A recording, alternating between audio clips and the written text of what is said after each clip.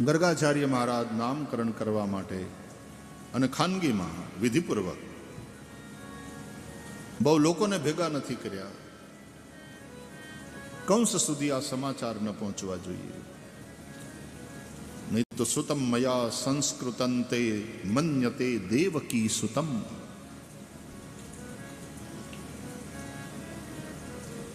પેલા મોટા પુત્રનું નામકરણ કર્યું, રોહિણી પુત્રનું. અયમ હિ રોહિણી પુત્રો રમયન સુહૃદો ગુણૈઃ આખ્યાસ્યતે રામ ઇતિ બલાધિક્યાદ બલમ વિદુઃ. રોહિણી પુત્ર માટે રૌહિણેય, પોતાના ગુણોથી સૌને રમાડશે, રાજી કરશે માટે રામ, બહુ બળવાન થશે માટે બલ, અને યાદવોની એકતાને યુનિટીને ટકાવી રાખશે માટે સંકર્ષણ. આવા સંકર્ષણનો અંશ લઈને સરદાર વલ્લભભાઈ પટેલે દેશમાં યુનિટી ઊભી કરી, દેશને એક કર્યો.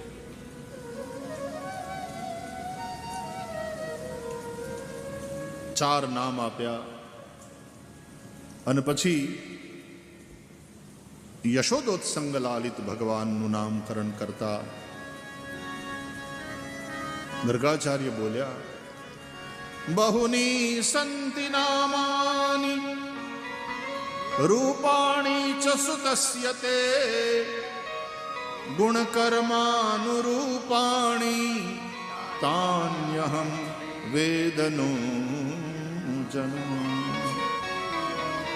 નંદ બાબા, इनके नाम अनेक अनुपा, इनके नाम अनेक अनुपा. मैं नृप कहब स्वमति अनुरूपा, स्वमति अनुरूपा. इनके नाम अनेक अनुपा, इनके नाम अनेक अनुपा. નંદ બાબા, તમારા બાળકના અનેક નામ છે, એના અનેક રૂપ છે, દરેક યુગમાં પ્રગટ થાય છે. યુગે યુગે એના વર્ણ અલગ અલગ હોય છે. સતયુગમાં શુક્લ વર્ણ, ત્રેતામાં રક્તવર્ણ, દ્વાપરમાં પીત, આ દ્વાપરાંતમાં આવ્યો છે આ વખતે માટે ઇદાનીમ કૃષ્ણતામ ગતઃ, કાળો વર્ણ છે માટે Krishna. Krishna the black one, Krishna કર્ષતીતિ, જે સૌને પોતાના તરફ આકૃષ્ટ કરે છે, ખેંચે છે, કૃષ્ણ. અને કૃષ્ણોપનિષદ અનુસાર કૃષ્ણ શબ્દનો અર્થ છે પરબ્રહ્મ. કૃષિર્ભુવાચક શબ્દ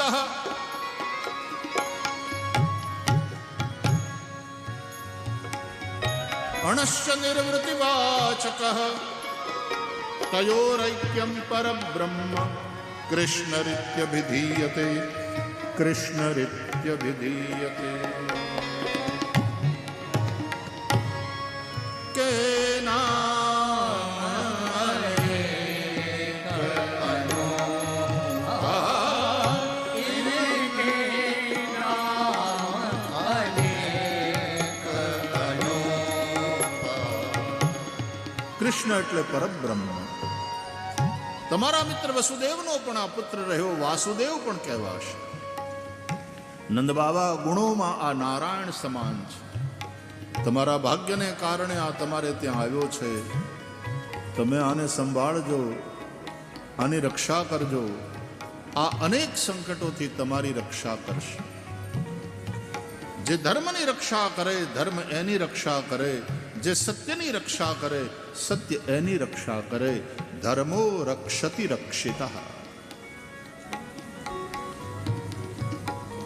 નામકરણ કરી, ભવિષ્ય કથન કરી, આશીર્વાદ આપી ગર્ગાચાર્ય મહારાજ પધાર્યા. કૃષ્ણ અને બલભદ્ર એ બંને મોટા થવા લાગ્યા. કાલેન વ્રજતાલ્પેન ગોકુલે રામ કેશવૌ જાનુભ્યામ સહ પાણીભ્યામ રિંગમાણૌ વિજહરતુ. ગોઠણિયા ભેર ચાલતા શીખ્યા. બોલો, આખી સૃષ્ટિને ચલાવે એ અવતાર લે પછી પોતે ચાલતા શીખે. એને ના આવડે, ચાલવા જાય ભફ થઈ જાય.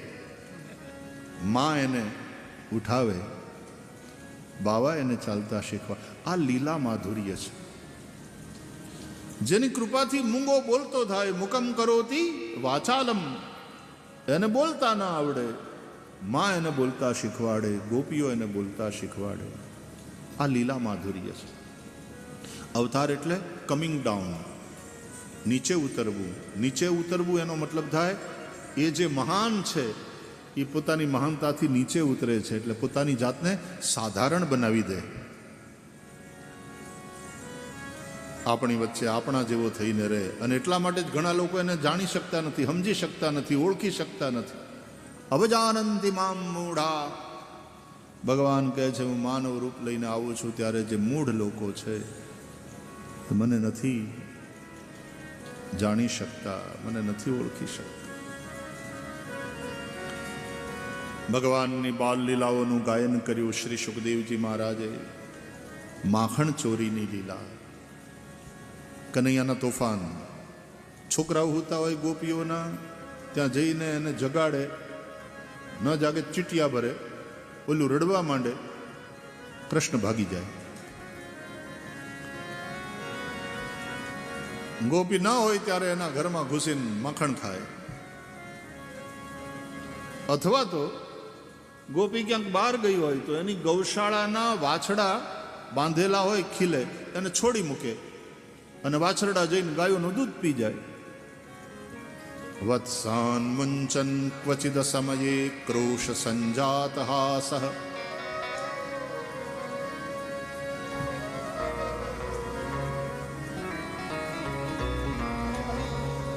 કનૈયાના ઉધમ. આમ તો નાના છોકરાઓ આવા થોડા તોફાની હોય ને તોય વાલા લાગે.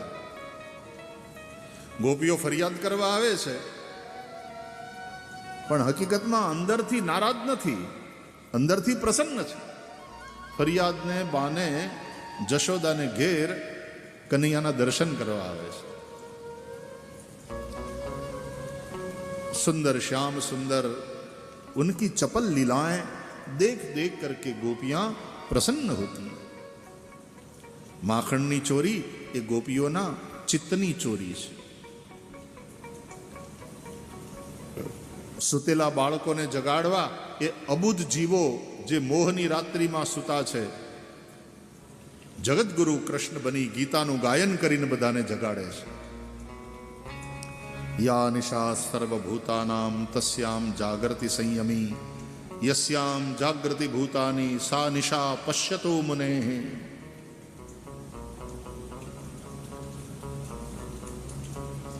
વાછડા બાંધ્યા હોય ખીલે ને છોડી મૂકે. વાછડા વત્સ, ભગવાનનું વાત્સલ્ય જેના પ્રત્યે છે, ભગવાનના ભક્તો એ મોહની રસ્સીથી સંસારને જે ખીલે બંધાયા હોય ભગવાન એને છોડી મૂકે.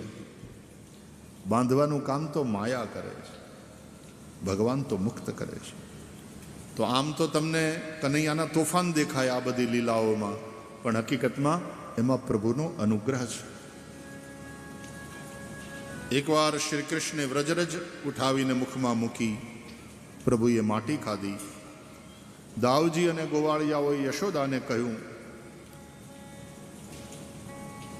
લઈ આવ્યા બધા યશોદા પાસે. मैया मैया मिट्टी खा रहा है कन्हैया.